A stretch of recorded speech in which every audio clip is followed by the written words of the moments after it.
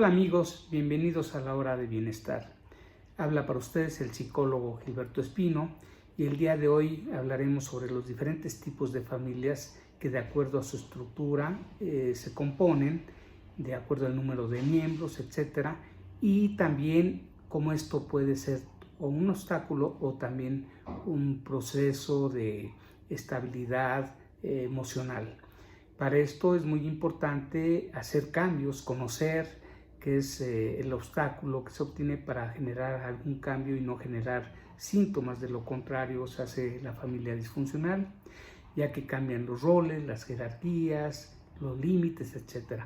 Y entonces nosotros los terapeutas familiares ponemos nombre al tipo de familia de acuerdo a esta estructura, para poder de esta manera ayudar y que no se generen síntomas. Por ejemplo, tenemos las familias rígidas.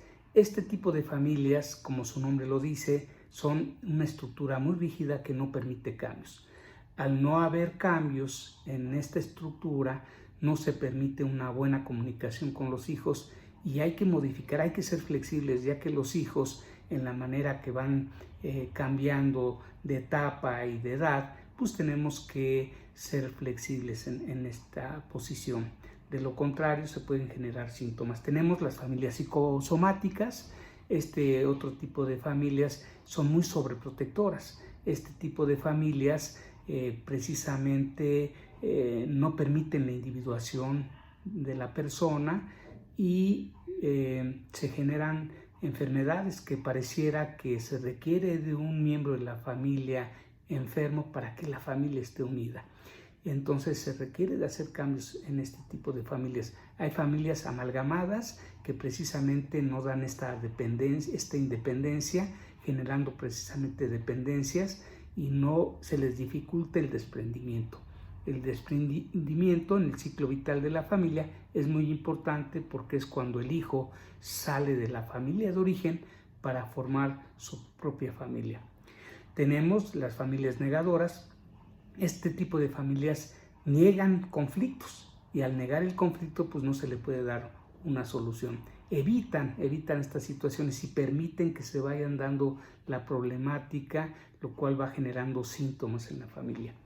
Hay familias de tipo acordeón. Las familias de tipo acordeón son cuando un miembro de la familia puede ser un padre, vamos a pensar que es militar y tiene una comisión que le asignan de meses y tiene que retirarse del lugar de familia, o bien hay una adicción y entonces hay esta ausencia de este padre, ¿sí? Pero luego regresa a la casa, pero también luego vuelve a haber otra intoxicación, hablando de la adicción, y no hay una sintonía emocional, aunque estuviera la persona ahí, pues es como si no estuviera. Y igual, si esta persona es militar o lo cambian constantemente del lugar de trabajo, vuelve a retirarse y vuelve a regresar a casa. Y entonces eso genera mucha inestabilidad, al grado tal que cuando ya el papá se establece en la familia, ya no le permiten esa estructura, porque por ejemplo el hijo mayor le dice: papá, si tú no estabas y yo tenía que hacerme cargo de mis hermanitos, ahora ¿cómo quieres decirme cómo hacer las cosas? Y esto se llega a generar también, por ejemplo, en el alcoholismo. Cuando el padre ya empieza a recuperarse, se le dificulta la entrada a la estructura familiar. Hay también las familias con un padrastro. Por lo regular, como en los cuentos de hadas, se piensa que el padrastro golpea al hijo, lo maltrata, etcétera, que pudiera suceder. Pero realmente el problema principal en el padrastro es que no se le permite darle el rol de padre, porque él no es el papá del hijo, no es el papá biológico, y entonces él no puede dar o asumir el rol con esa fuerza moral porque no se lo permite la esposa. Este es uno de los grandes problemas, porque no se establecen límites que deben de ser claros y firmes. Hay familias también que se pueden generar síntomas. Por ejemplo, las familias fantasma son aquellas familias que por alguna razón fallece un miembro de la familia que quisieron mucho y desde luego siguen viviendo este duelo no resuelto y siguen haciendo las cosas como si la persona estuviera viva. Por ejemplo, deja el sillón del abuelo, no te sientes ahí porque era del abuelo, o deja el cuarto del hijo así tal y como lo dejó antes de partir, o se sigue poniendo uno la ropa de la persona amada, y esto entonces es un duelo no resuelto que al paso del tiempo va a generar cambios porque el sistema no permite un proceso diferente de que eso ya pasó y ahorita la vida continúa. También hay familias centradas en los hijos.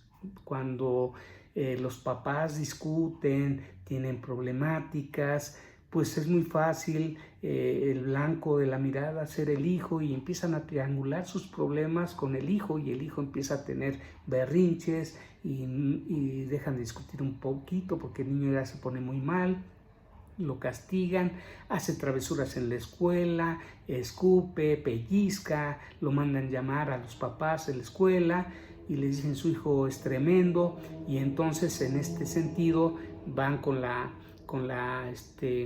psicóloga y les dice que el problema pues no es el hijo, son ellos. Si no arreglan su problemática, pues el niño sigue jalando la atención de los papás hasta mojar la cama y María, espérate, luego peleamos. Mira, el hijo ya está mojando la cama otra vez, ya la mojó y lo castigan, pero esto va subiendo porque el síntoma va a tener que ser más fuerte para jalar la atención de los papás, meterse entre ellos y ser precisamente el pararrayos de papá y mamá, y empieza con miedos en las noches y se mete entre papá y mamá para evitar un conflicto. Él no sabe que se van a divorciar, él no sabe de separación, él no sabe de divorcio, pero él siente y entonces empieza a entrar en unos servomecanismos que le ayudan a mantener una estabilidad emocional a través de sacrificarse él, y entonces se mete en la cama de papá y mamá para separarlos y poder seguir funcionando como familia. Esa es la familia centrada en los hijos. Hay familias homoparentales, todos los homosexuales en un momento determinado, o muchos de ellos quieren ser padres, quieren tener hijos, pero por la misma situación de la sociedad no se les permite y a veces tienen que fungir un rol heterosexual para poder tener hijos, y pudiera ser un problema grave. Afortunadamente ya están cambiando las cosas. También tenemos a las familias de 3 generaciones. Estas familias son extensas, estas familias tienen que ver con una abuela, tienen que ver con los hijos y con los nietos. Y entonces es una familia de 3 generaciones. Y el obstáculo más frecuente de esto es que los hijos no le hacen caso a los papás porque los meros son los abuelitos, y si estos son apapachadores y demás, pues los abuelitos son consentidores, le quitan los castigos a los hijos, y puede ser una problemática también muy importante. Es muy importante, amigos, hacer cambios, acercarse con un terapeuta para que les pueda ayudar en esta parte, un terapeuta familiar para que les ayude a reconstruir límites claros y firmes, el que las jerarquías no se rompan, los roles no cambien y sea una familia más armónica con la familia, pero también con la sociedad. Muchas gracias. Si les gustó esta cápsula, por favor, denle un like y compártanlo para que crezcamos juntos en esta comunidad de la Hora de Bienestar. Muchas gracias.